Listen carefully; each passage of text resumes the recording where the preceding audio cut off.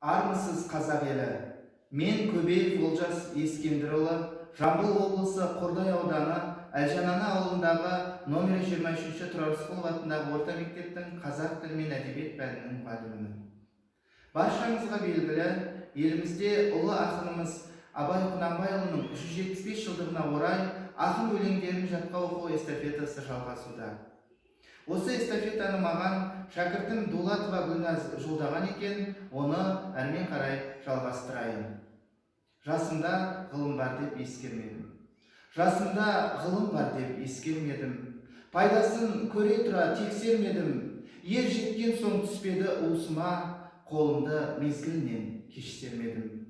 Бұл махрұм қалмағыма кім жазалы, қолымды дөп сермесем өстермедім.